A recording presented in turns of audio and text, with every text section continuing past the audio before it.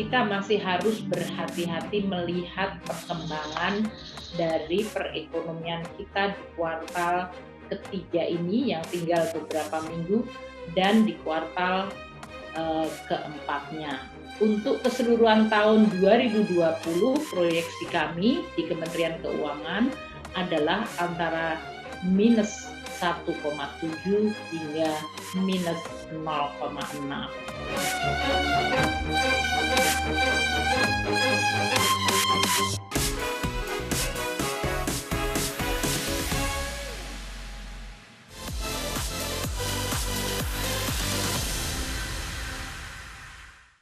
Pemirsa, keluarga pasien menerobos Rumah Sakit Umum Daerah Bima, Nusa Tenggara Barat untuk menjemput jenazah pasien COVID-19. Keluarga yakin pasien meninggal karena penyakit bawaan, bukan karena COVID-19.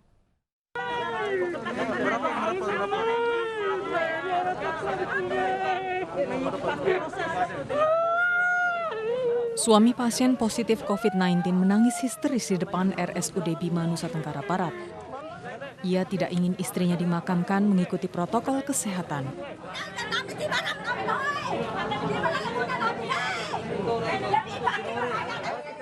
Keluarga pasien pun ikut mengamuk dan mencoba menerobos masuk rumah sakit untuk menjemput paksa jenazah. Keluarga tidak terima jenazah dikaitkan dengan COVID-19 karena tidak pernah bersinggungan dengan pasien positif COVID-19. Mereka meyakini kerabat mereka meninggal karena penyakit bawaan. Keluarga meyakini secara penuh bahwa ini tidak COVID-19. Karena mengingat memang penyakitnya ya yang dimiliki dan diderita selama ini. Bahwa ibu ini riwayat penyakitnya sudah lama. Penyakit apa itu, Bang? Tulang belakang dan sudah dioperasi di Mataram pada saat itu dan sampai saat ini pun beliau masih kesakitan. Setelah dimediasi oleh kepolisian, keluarga akhirnya menyetujui jenazah dimakamkan mengikuti protokol kesehatan COVID-19. Dari Bima, Nusa Tenggara Barat, Edi Irawan, iNews melaporkan. Pemirsa, pasca video viral pesta kolam, pihak manajemen membatasi pengunjung dan meniadakan hiburan musik. Pengunjung kolam renang tersebut sempat membludak karena adanya promosi tiket masuk.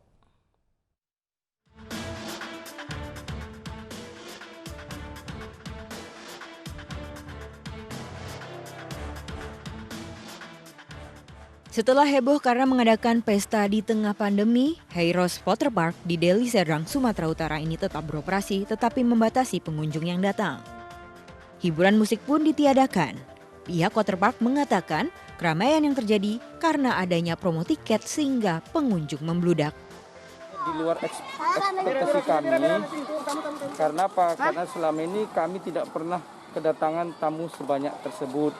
Nah, cuman pada saat itu karena kami melakukan promo akibat kos kami yang tinggi, tentu kami kan harus melakukan promo supaya kami tidak melakukan PHK akibat tidak ada uang untuk membayar gaji atau operasional kami. Jadi kami dengan sangat terpaksa melakukan promo, ternyata masyarakat sangat antusias untuk datang ke tempat kami.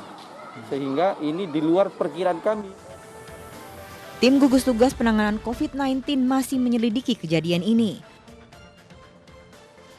Pemerintah setempat akan dipanggil dan bila terbukti melanggar, pengelola waterpark akan diberi sanksi berupa teguran atau sanksi lainnya. Tingkat penurunan kita sampai saat ini belum ada penurunan. Ya. Kalau kita lihat dari situasi perkembangan seperti tadi, kita nggak tahu itu kapan terjadi, tapi itu tetap akan kita ingatkan semua teman-teman, terutama di gugus kecamatan ya. Karena kan kita kerja itu kan berbagi, supaya tetap itu ditelusurin.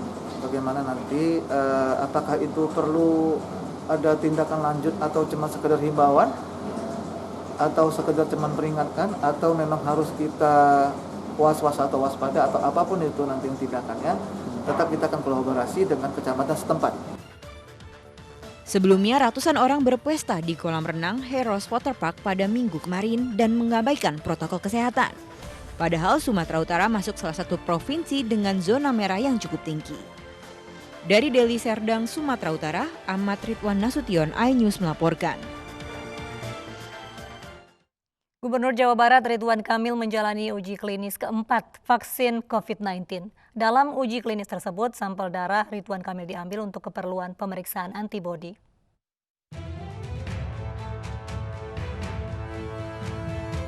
Gubernur Jawa Barat Ridwan Kamil bersama jajaran Forkopimda Jabar, diantaranya Pangdam 3 Siliwangi Maijen TNI Nugroho Budi Wiryanto dan Kapolda Jabar Irjen Pol Rudi Sufahriyadi, jalani uji klinis keempat vaksin COVID-19 di Puskesmas Garuda Bandung, Jawa Barat, Rabu siang. Dalam uji klinis keempat ini, Ridwan Kamil bersama Pangdam dan Kapolda dilakukan pengambilan darah untuk memeriksa antibodi yang dihasilkan oleh vaksin. Pada kesempatan ini, Ridwan Kamil menyampaikan kemungkinan besar dampak dari vaksin akan mulai dirasakan pada 2022 mendatang.